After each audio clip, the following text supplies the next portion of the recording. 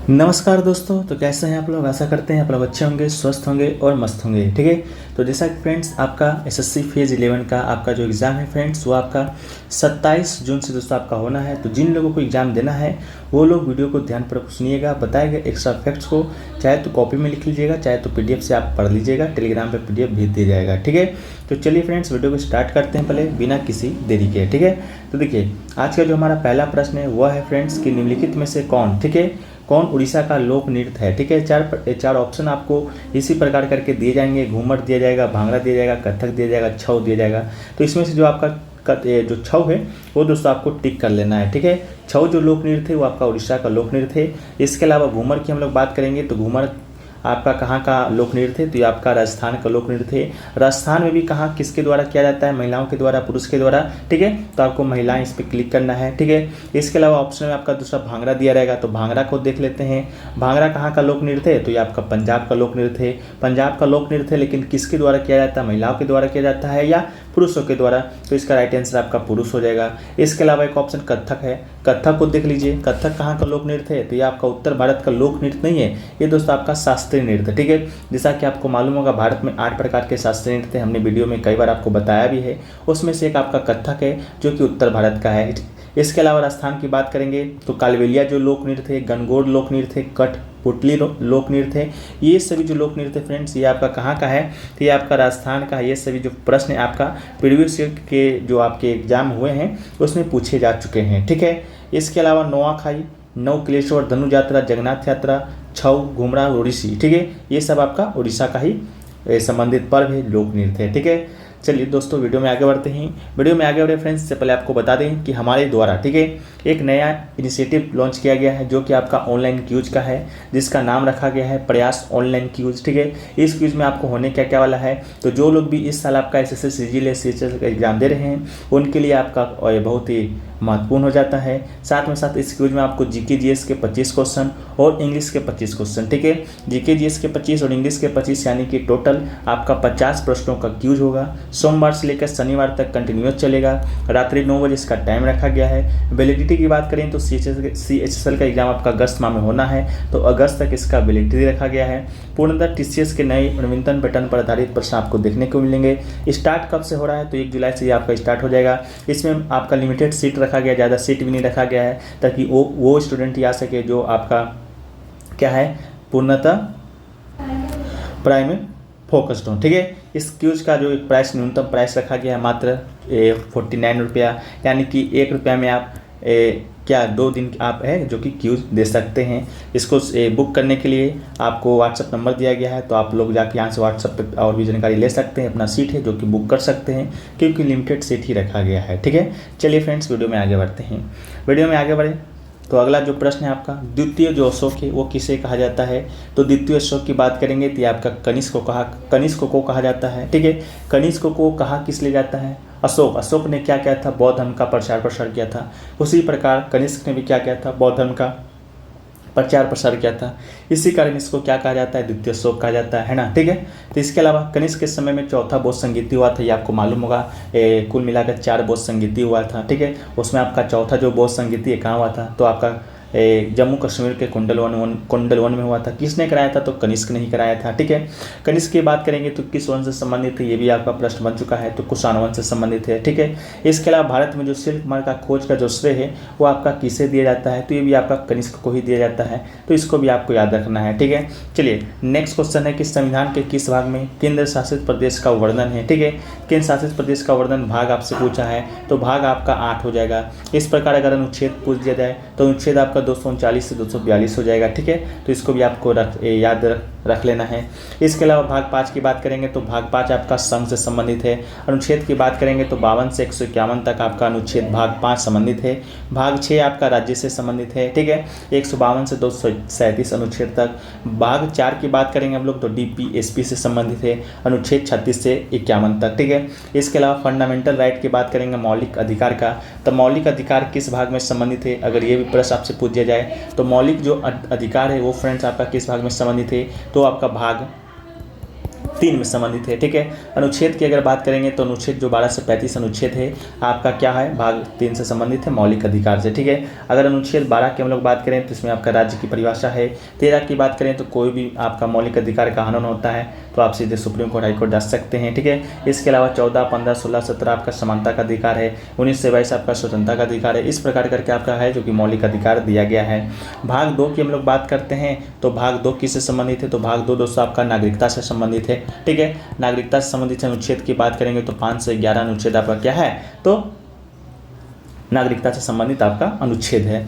भाग 1 की बात करेंगे तो भाग 1 आपका भारत और राज्यों से संबंधित है। भारत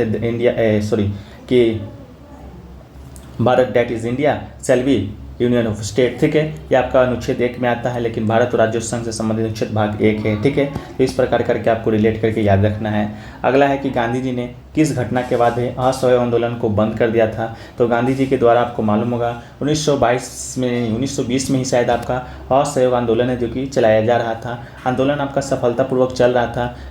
ठीक है, तो इसके बाद क्या हुआ कि जब चल रहा था तो कुछ अहिंसक लोगों ने, ठीक है, हिंसक लोगों ने क्या क्या था कि चौड़ी एक जगह का नाम है जो कि आपका कहाँ पड़ता है, यूपी में पड़ता है। ठीक है ना, ठीक है, तो यूपी में आपका चौड़ी एक घटना है, गोरखपुर में पड़ता है, स्थान का नाम है। तो वहाँ एक पुलिस स्टेशन था। ठीक है, तो उसने क्या किया था, कुछ भीड़ जा रहा था आंदोलन से संबंधित समर्थित आपके आंदोलनकारी ही थे जो कि क्या किए थे, वहाँ के पुलिस स्टेशन में क्या लगाते थे, आग लगा दिए थे। ठीक है, तो आग लगा दिए तो बहुत सारे पुलिसकर्मी हैं जो कि आपका उसमें आपका जल के मृत्यु हो गया था। तो इस कारण आपका जो गांधी जी है इस घटना से बहुत आहत हुए थे और आपका जो असहयोग आंदोलन चल रहा था उसको क्या कहते हैं, वापस ले लिए थे। ठीक है, तो वापस ले लिए थे, तो कब लिए थे ये भी प्रश्न शायद आपसे पूछा जाएगा। तो 12 फरवरी 1922 को वापस लिए थे।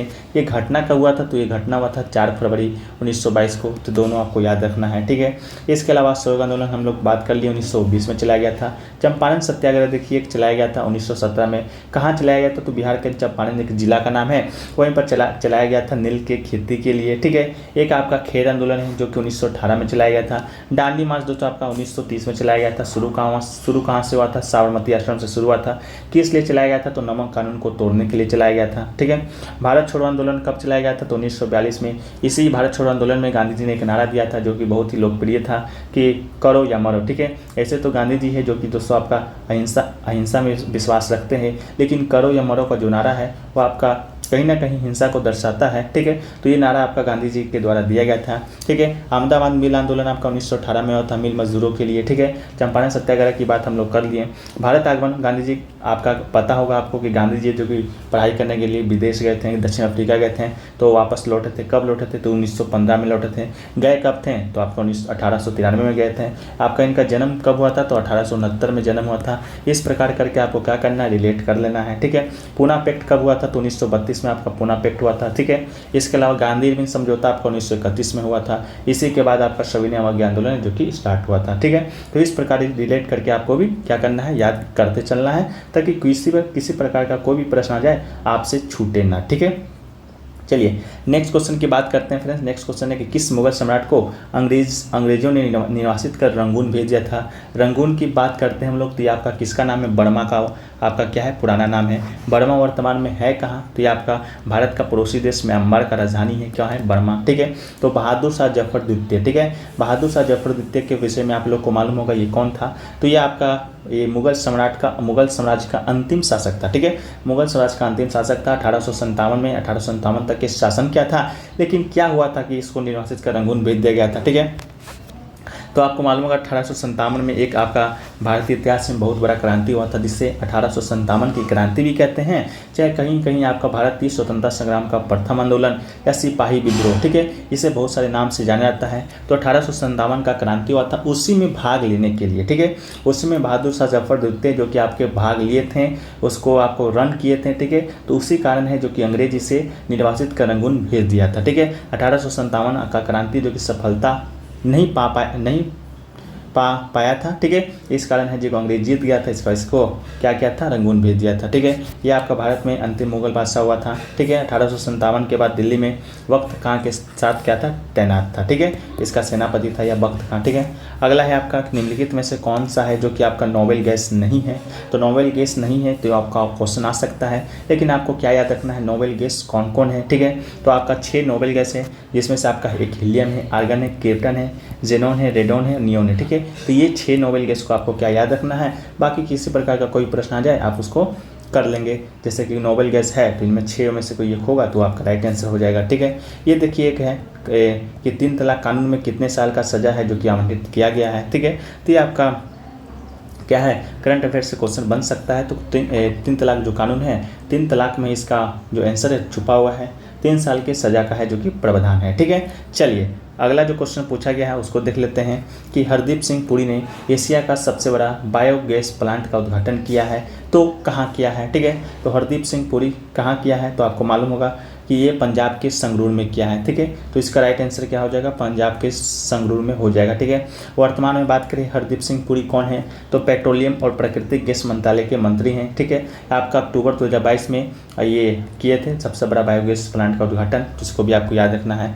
अगला है कि मनुष्य के शरीर में कितनी गुणसूत्र होता है, ठीक है। तो मनुष्य के शरीर में अगर कितनी गुणसूत्र होता है तो ये आपका 46 हो जाएगा। लेकिन पूछ दिया जाए कितना जोड़ी होता है, जोड़ी, तो आपको मालूम होगा एक जोड़ी में दो होता है, तो 23 जोड़ी आपका गुणसूत्र होता है। तो 23 गुणित 2 आपका 46 गुणसूत्र हो गया, ठीक है। इसके अलावा वयस्क मनुष्य में हड्डियों की संख्या अगर पूछा जाए तो 206 हो जाएगा। मांसपेशियों की संख्या आपका 642 हो जाएगा। मनुष्य में पसलियों की संख्या की बात करेंगे तो 12 जोड़ी आपका पसली हो जाएगा, ठीक है। इसके अलावा मनुष्य के हृदय में कक्षा कितना होता है, तो 4 होता है। और मनुष्य का समान टेम्परेचर कितना होता है, तो 310 केल्विन होता है, ठीक है। इसके अलावा सबसे बड़ी हड्डी की बात करेंगे तो फीमर इसका सबसे बड़ा हड्डी होता है। और सबसे छोटी हड्डी की बात करेंगे तो स्टेपिस इसका हमारे मानव शरीर का सबसे छोटा हड्डी होता है, ठीक है। चलिए नेक्स्ट क्वेश्चन है कि रोमांसिंग विद लाइफ जो पुस्तक है उसके लेखक कौन है, ठीक है।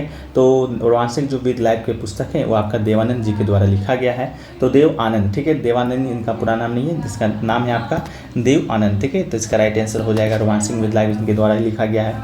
देखिए एक पुस्तक है अनफिनिश जो कि बार बार आपका एग्जाम का पार्ट बनता है। तो अनफिनिश जो पुस्तक है किसके द्वारा लिखा गया है, तो ये आपका प्रियंका चोपड़ा जी के द्वारा लिखा गया है, ठीक है। इसको भी आप याद रख लीजिएगा, बहुत बार पूछा जा चुका है। अगला है कि फीफा है जो कि किस खेल से संबंधित है। तो जो लोग भी फुटबॉल खेलते हैं या देखते हैं या फुटबॉल में इंटरेस्ट रखते हैं उनके लिए प्रश्न तो बहुत ईजी हो जाता है कि फीफा है जो कि किससे संबंधित है, या आपका फुटबॉल खेल से संबंधित है, ठीक है। इसका राइट आंसर आपका फुटबॉल हो जाएगा। इसकी स्थापना की बात करेंगे कब हुआ था, तो 1904 ईस्वी में हुआ था, ठीक है। मुख्यालय की बात करेंगे कहाँ है, ज्यूरिख में है। ज्यूरिख कहाँ पर पड़ता है ये भी आपको बता दें, तो ये आपका स्विट्जरलैंड में पड़ता है, ठीक है। इसके अलावा फीफा का वर्ल्ड कप होता है, जैसे क्रिकेट का वर्ल्ड कप आपका होता है उस प्रकार फीफा का भी वर्ल्ड कप होता है। अभी हाल ही में 2022 में ये आपका वर्ल्ड कप है जो कि आयोजन हुआ था, ठीक है। पहली बार तो आयोजन हुआ कहाँ था, ये आपका कतर में हुआ था, कतर की राजधानी दोहा में हुआ था, ठीक है। इसके अलावा विजेता कौन था, तो विजेता की बात करें तो आपका अर्जेंटीना, ठीक है। अर्जेंटीना वही मेसी वाला जो आपका टीम है, जिस प्रकार विराट कोहली इंडिया से संबंधित एक महत्वपूर्ण खिलाड़ी है, फेमस खिलाड़ी हैं, उस प्रकार अर्जेंटीना का एक बहुत ही फेमस खिलाड़ी है मेसी, ठीक है। तो उन्हीं का टीम है जो कि विजेता बना था। फ्रांस की बात करेंगे तो फ्रांस आपका उप विजेता बना था, ठीक है। फ्रांस की बात करेंगे महत्वपूर्ण खिलाड़ी का तो एमबापे, ठीक है। एमबापे इस फ्रांस के खिलाड़ी का महत्वपूर्ण आपका खिलाड़ी था, फेमस खिलाड़ी है, जिसे कि गोल्डन बूट का अवार्ड मिला है, ठीक है। किसका मिला है, गोल्डन बूट का अवार्ड।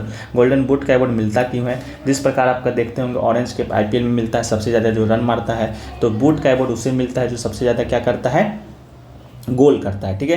तो इसे मिला था। इसका अर्जेंटीना के खिलाड़ी थे कौन थे आपके, तो मेसी थे। तो गोल्डन बूट तो ये एम्बापे को मिला था, तो इसे क्या मिला होगा, तो इसे गोल्डन बॉल का अवार्ड मिला था, ठीक है। किसे, मेसी को मिला था। इसके अलावा महिला का फीफा 2023 में वर्ल्ड कप आपका हुआ है, वो आपका न्यूजीलैंड ऑस्ट्रेलिया में आयोजित हुआ है, ठीक है। तो इस बात को भी याद रख लीजिएगा। अगला है कि 2011 के नियमों के अनुसार भारत का लिंगानुपात है जो कि कितना होता है, ठीक है। तो लिंगानुपात की बात करेंगे तो ये आपका 943 ही होता है, ठीक है, 2011 के जनगणना के अनुसार, ठीक है। अगला है कि प्रधानमंत्री मनमोहन सिंह के जीवन पर आधारित पुस्तक के लेखक कौन है, तो ठीक है। देखिए प्रधानमंत्री मनमोहन सिंह आपको मालूम होगा पूर्व प्रधानमंत्री रह चुके हैं, ठीक है, 2004 से शायद 2008 तक इसी समय काल में, ठीक है। तो 2 टर्म के लिए आपका मनमोहन सिंह प्रधानमंत्री रहे हैं, ठीक है, 2014 तक, ठीक है। तो इन पर एक पुस्तक लिखा गया था, द एक्सीडेंटल प्राइम मिनिस्टर, ठीक है। ये पुस्तक लिखा गया था। इस पुस्तक के लेखक कौन थे? तो संजय बारू, ठीक है। संजय बारू इनके मीडिया सलाहकार के प्रमुख थे मनमोहन सिंह के, उन्हीं के द्वारा ये पुस्तक है जो कि लिखा गया है, ठीक है। इसके अलावा नरेंद्र मोदी जी के जीवन पर आधारित भी एक पुस्तक लिखा गया है जो कि द पैराडॉक्सिकल प्राइम मिनिस्टर लिखा गया शशि थरूर जी के द्वारा, ठीक है। इसको भी याद रख लीजिएगा। अगला देखिए पूछा गया कि निम्नलिखित में से नर्मदा नदी है जो कि कौन सी सहायक नदी नहीं है? तो नर्मदा नदी के बारे में आप लोग को मालूम होगा, यह आपका अमरकंटक चोटी से निकलता है, मैकाल पर्वत के अमरकंटक चोटी से। मैकाल पर्वत आपका मध्य प्रदेश में स्थित है। तो इसके सहायक नदी कौन कौन सी है, ये क्वेश्चन पूछा गया था, ठीक है। पूछा गया था, क्या पूछा जा सकता है? ऑप्शन में बेरना दे दिया जाएगा, तवा दे दिया जाएगा, कोलार दे दिया जाएगा, उड़ी दे दिया जाएगा, ठीक है। तो इस प्रकार का ऑप्शन दिया जाएगा तो आपको तवा है जो कि इसको राइट आंसर कर लेना है, ठीक है। इसके अलावा नर्मदा नदी की बात करेंगे तो यह नदी है जो कि पश्चिम की तरफ बहती है और डेल्टा का निर्माण नहीं करती है, ठीक है। इसके अलावा ये नदी गिरती कहाँ है? तो अरब सागर में गिरने वाली प्रायद्वीपीय भारत की क्या है? तो सबसे बड़ी नदी है, ठीक है। अगला देखिए क्वेश्चन पूछा गया है कि केंद्र शासित प्रदेश का जो शासन है वो कौन चलाता है, ठीक है। तो केंद्र शासित प्रदेश में आपको मालूम होगा जिस प्रकार राज्यों में आपका राज्यपाल होता है, मुख्यमंत्री होता है, ठीक है। तो केंद्र शासित प्रदेश में भी, ठीक है, केंद्र शासित प्रदेश में भी क्या होता है? मुख्यमंत्री तो होता है लेकिन वहाँ पर राज्यपाल नहीं होता है, ठीक है। राज्यपाल की जगह आपका कौन होता है? तो उपराज्यपाल होता है, ठीक है। उपराज्यपाल होता है, ठीक है। तो आपको क्या करना है? उपराज्यपाल करना है। इसकी नियुक्ति कौन करता है? तो जिस प्रकार राज्यपाल की नियुक्ति आपका राष्ट्रपति करता है उस प्रकार उपराज्यपाल का भी नियुक्ति है जो कि आपका राष्ट्रपति ही कहता है, उससे उपराज्यपाल या प्रशासक कहा जाता है। ऑप्शन के अनुसार आपको क्या करना है? सही कर लेना है जो भी आ जाए। अगला है तालीकोटा का युद्ध कब हुआ था, ठीक है। तो देखिए तालीकोटा का युद्ध 1565 ईस्वी में हुआ था। तो आपको क्या करना है? 1565 को एकदम याद कर लेना है, ठीक है। इस युद्ध का परिणाम क्या हुआ था? इस युद्ध का परिणाम सबसे बड़ा जो देखा जाता है, विजयनगर साम्राज्य जो कि दक्षिण भारत का एक महत्वपूर्ण साम्राज्य था, बहुत ही शक्तिशाली साम्राज्य था, उसका पतन इस युद्ध के बाद ही आरंभ हो गया था, ठीक है। तो ये भी पूछा जा सकता है। अगला है आपका कि केरल के किस नृत्य शैली में स्वांग या मुखौटा बदल बदल कर पहना जाता है, ठीक है। तो देखिए इसका जो राइट आंसर है आपका कथकली हो जाएगा, ठीक है। कथकली इसका राइट आंसर हो जाएगा। कथकली और मोहिनीअट्टम ये 2 ऐसे नृत्य हैं जो कि आपका कहाँ संबंधित है? तो केरला से संबंधित है, ठीक है। एक आपका भरतनाट्यम है, ये आपका सबसे पुराना शास्त्रीय नृत्य है आपके भारत का, और ये कहाँ से संबंधित है? तो ये आपका तमिलनाडु से संबंधित आपका ये शास्त्रीय नृत्य है, ठीक है। एक देखिए थांगता है, ठीक है। थांगता जो मणिपुर से संबंधित है, ये मार्शल आर्ट है मणिपुर का, ठीक है। तो इसका राइट आंसर आपका केरला कथकली राइट आंसर कर लीजिएगा, ठीक है। अगला है ब्लैक पैगोडा है जो कि किस मंदिर को कहा जाता है, ठीक है। तो ब्लैक पैगोडा की बात करेंगे तो कोणार्क का जो सूर्य मंदिर है उसे ब्लैक पैगोडा के नाम से भी जाना जाता है। कोणार्क कहाँ पर पड़ता है? तो ये आपका उड़ीसा में पड़ता है, ठीक है। इसके अलावा पाली ताना का जैन मंदिर है, वो आपका कहाँ स्थित है? तो गुजरात के माउंट आबू पर, ठीक है। अगला है मोढेरा का सूर्य मंदिर जो कि आपका गुजरात में स्थित है। खजुराहो का मंदिर जो कि मध्य प्रदेश में स्थित है। झांसी का स्तूप कहाँ है? तो ये भी आपका मध्य प्रदेश में है। वृद्धेश्वर या राजेश्वर मंदिर की बात करेंगे तो तंजौर तमिलनाडु में है। चोल शासक राजाराज प्रथम के द्वारा है जो कि बनवाया गया था। इसके अलावा विष्णुपद मंदिर या विरूपाक्ष मंदिर की बात करेंगे, ये कहाँ पर है? तो ये आपका हम्पी में है, इसको भी आप याद रख लीजिएगा, ठीक है। अगला है कि श्वेत रंग में कितने रंगों का मिश्रण होता है? तो इसका राइट आंसर क्या हो जाएगा? 7 हो जाएगा। जब श्वेत रंग को सूरज के प्रकाश को किसी फिल्म से होकर गुजारा जाता है तो 7 रंगों में क्या होता है? बट जाती है, जिसे प्रकाश का वर्ण विक्षेपण भी कहा जाता है, ये आपको मालूम होगा। इसके अलावा प्रकाश के वर्ण विक्षेपण में सबसे ऊपर जो रंग होता है लाल होता है और सबसे नीचे क्या होता है? तो बैंगनी होता है, ठीक है। लाल रंग का जो तरंगदैर्घ्य होता है सबसे अधिक होता है, ठीक है। इसके अलावा बैंगनी रंग का तरंगदैर्घ्य जो कि सबसे कम होता है। तो इन सभी फैक्ट्स को आपको क्या करना है? रिलेट करके याद रखना है, ठीक है। ताकि जीके डीएस का जो सिलेबस है वो आपका बहुत है, ठीक है। उससे आप पढ़ पाना, इसको याद रख पाना किसी के बस की बात नहीं है। तो आपको रिलेट कर करके सब चीज़ें हैं जो कि आपको याद करते चलना है, ठीक है। देखिए अगला है कि इंडिया में पहली बार ओलंपिक है जो कि कब हुआ था, ठीक है। मैंने कब नहीं है और इंडिया में नहीं हुआ था, मतलब कि इंडिया ने भाग कब लिया था, ठीक है। तो इसका राइट आंसर एकदम 1900 करके आ जाना है, ठीक है। 1900 में इंडिया जो कि पहली बार ओलंपिक में भाग लिया था, ठीक है। इसके अलावा राष्ट्रमंडल खेल जिसे कि कॉमनवेल्थ गेम भी कहते हैं, भारत में कब हुआ था? तो भारत में अभी तक एक और हुआ है जो कि आपका 2010 में हुआ है, ठीक है। इसके अलावा पहली बार खेलो इंडिया यूथ गेम्स कब हुआ था? 2018 में हुआ था नई दिल्ली में। अभी हाल ही में 2023 में संपन्न हुआ है मध्य प्रदेश में 5वां खेलो यूथ इंडिया गेम्स, ठीक है। तो इसको भी आपको याद रख के चलना है, ठीक है।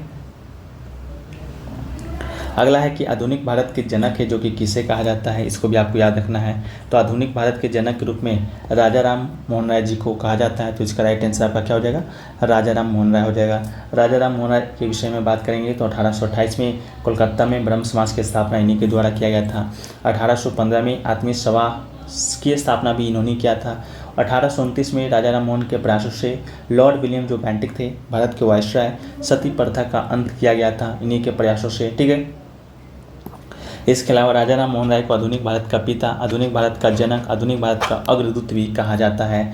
इसके अलावा सम्माद कौमुदी एक पत्रिका है जो कि राजा राम मोहन राय जी के द्वारा ही लिखा गया है, ठीक है। चलिए अगला है कि तराइन की दूसरी लड़ाई कब हुआ था, ठीक है। तो तराइन का जो दूसरा लड़ाई है वो आपका 1991 ईस्वी में हुआ था, ठीक है। इसके अलावा तराइन का प्रथम युद्ध कब हुआ था, जब दूसरा लड़ा गया है तो कहीं ना कहीं पहला लड़ा ही गया होगा। तो पहला आपका 1 साल पहले ही 1191 में ही लड़ा गया था, ठीक है। इसके अलावा किनके बीच लड़ा गया था, तो प्रथम युद्ध और द्वितीय युद्ध, दोनों जो युद्ध है आपका मोहम्मद गौरी और पृथ्वीराज चौहान यानी पृथ्वीराज तृतीय भी कहा जाता है, ठीक है, उन्हीं के मध्य में लड़ा गया था, ठीक है। प्रथम जो युद्ध है उसमें दोस्तों आपका पृथ्वीराज चौहान विजेता बना था, लेकिन 1 साल बाद फिर से मोहम्मद गौरी एकदम तैयारी करके आता है, फिर से युद्ध करता है और इस बार क्या करता है, पृथ्वीराज चौहान को हरा देता है, ठीक है। इसके अलावा तालीकोटा का युद्ध 1565 में आपको बता चुके हैं। 1526 में पानीपत का युद्ध, पानीपत का दूसरा युद्ध आपका 1556 में, तीसरा 1761 में लड़ा गया था। अभी डेट याद रख लीजिए। नेक्स्ट वीडियो में हम लोग इसके बारे में और भी चर्चा करेंगे, ठीक है। प्लासी का युद्ध 1757 में, बक्सर का युद्ध 1764 में लड़ा गया था। अगला है सोमनाथ का मंदिर जो कि किसने लूटा था, तो मोहम्मद गजनवी ने सोमनाथ का मंदिर है जो कि कहाँ पड़ता है, गुजरात में, 1050 ईस्वी में जो कि लूटा गया था, जो कि बहुत बड़ा ऐतिहासिक लूट था। ये मंदिर आपका कहाँ स्थित है, तो गुजरात में स्थित है, ठीक है। इसके अलावा एम.एस. गोपाल कृष्ण किस वाद्ययंत्र से संबंधित है, तो इसका राइट आंसर वायलिन हो जाएगा, ठीक है, वायलिन से संबंधित है। इसके अलावा एन चंद्रशेखर, एन.आर. मुरलीधरन क्या है, तो ये भी आपका वायलिन से ही संबंधित है। इसके अलावा उस्ताद अमजद अली खान, जरीन शर्मा, उस्ताद अली अकबर खान और उस्ताद अलाउद्दीन खान, ये सभी किससे संबंधित है, तो ये सभी आपका सरोद, ठीक है, सरोद से संबंधित है। अगला है देश में संघ का कार्यकारी अध्यक्ष कौन होता है, तो आपका पीएम इसका राइट आंसर हो जाएगा, पीएम यानी कि प्रधानमंत्री, ठीक है। कार्यपालिका का प्रधान राष्ट्रपति होता है, लेकिन वास्तविक प्रधान आपका प्रधानमंत्री को ही कहा जाता है, ठीक है। तो ये सभी प्रश्न आपके लिए इम्पोर्टेंट हैं। अगला जो आपका है आगे हम लोग नेक्स्ट वीडियो में देखने का प्रयास करेंगे, नहीं तो वीडियो जो कोई काफ़ी लंबा हो जाएगा, आप लोगों को भी इरिटेटिंग लगेगा, ठीक है। चलिए हम लोग अब नेक्स्ट वीडियो में देखते हैं। बाकी आज का जो वीडियो कैसा लगा आप लोग कमेंट सेक्शन में बता दीजिएगा। अगर इसी प्रकार का सीरीज आगे भी चाहते हैं तो वीडियो को प्यार दीजिएगा, लाइक कीजिएगा, सब्सक्राइब कीजिएगा, चैनल को कमेंट कीजिएगा और वीडियो को ज़्यादा से ज़्यादा हो सके अपने ग्रुप में, व्हाट्सएप ग्रुप में, जहाँ भी हो सके टेलीग्राम ग्रुप में शेयर करने का कोशिश कीजिएगा, ठीक है। तो चलिए फ्रेंड्स मिलते हैं एक नए वीडियो में, जब तक के लिए जय हिंद जय भारत।